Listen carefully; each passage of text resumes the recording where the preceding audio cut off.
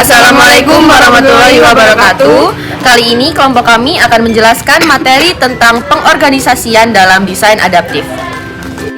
Struktur organisasi didefinisikan oleh tugas-tugas formal, hubungan pelaporan, serta mekanisme koordinasi.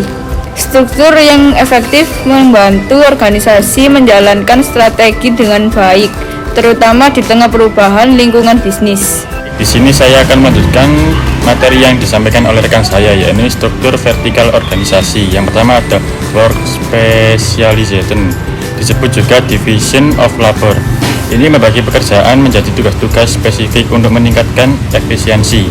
Namun terlalu banyak spesialis dapat mengisolasi karyawan dan menghambat koordinasi.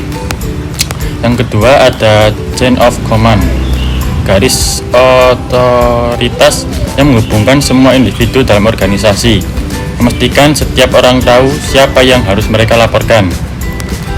Konsep ini mencakup unit of command, setiap karyawan melapor pada satu atasan, dan clear prinsip otoritas mengalir dari atas ke bawah.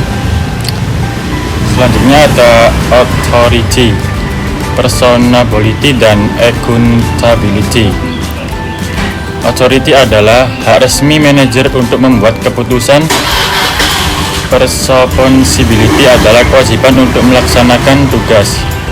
Accountability adalah mekanisme untuk menyelaraskan otoritas dan tanggung jawab. Yang keempat ada delegation, proses di mana manajer memindahkan otoritas kepada bawahan. Delegasi dan yang efektif membantu fleksibilitas organisasi. Selanjutnya ada centralization vs decentralization. Sentralisasi berarti keputusan dibuat di tingkat atas, sementara desentralisasi mendorong keputusan diambil pada level yang lebih rendah, memungkinkan respon cepat terhadap perubahan. Pendekatan struktural. Yang pertama, functional approach, membagi departemen berdasarkan keahlian seperti pemasaran atau produksi. Kelebihannya efisiensi dan pengembangan keahlian yang mendalam. Lalu kekurangannya kurangnya komunikasi antar departemen. Yang kedua, divisional approach, membagi struktur berdasarkan hasil organisasi seperti produk atau wilayah. Kelebihannya fleksibilitas dan fokus pada pelanggan. Lalu kekurangannya adalah duplikasi sumber daya dan biaya yang tinggi. Yang ketiga ada matrix approach, menggabungkan struktur fungsional dan divisional dengan garis otoritas ganda. Kelebihannya fleksibilitas dan koordinasi antar departemen. Lalu kekurangannya adalah potensi konflik dan kebingungan karena laporan yang ganda. Lalu yang keempat ada team approach, melibatkan tim lintas fungsi untuk mempercepat keputusan dan meningkatkan kolaborasi. Kelebihannya respon cepat terhadap masalah.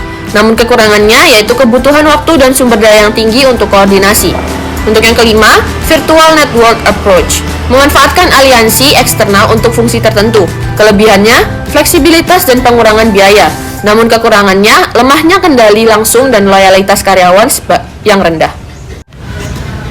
Koordinasi horizontal. Koordinasi diperlukan untuk menyatukan departemen yang berbeda agar bekerja selaras. Mekanisme seperti tim lintas fungsi, manajer proyek, dan engineering digunakan untuk memperbaiki komunitas dan efisiensi. Kesimpulannya adalah, struktur organisasi yang baik adalah yang mampu menyesuaikan diri dengan perubahan lingkungan, mendukung koordinasi, dan memotivasi karyawan. Dengan memahami kekuatan dan kelemahan setiap pendekatan, manajer dapat memilih struktur yang paling cocok untuk tujuan strategis organisasi mereka. Sekian video presentasi dari kelompok kami. Terima kasih atas kesempatannya. Wassalamualaikum warahmatullahi wabarakatuh.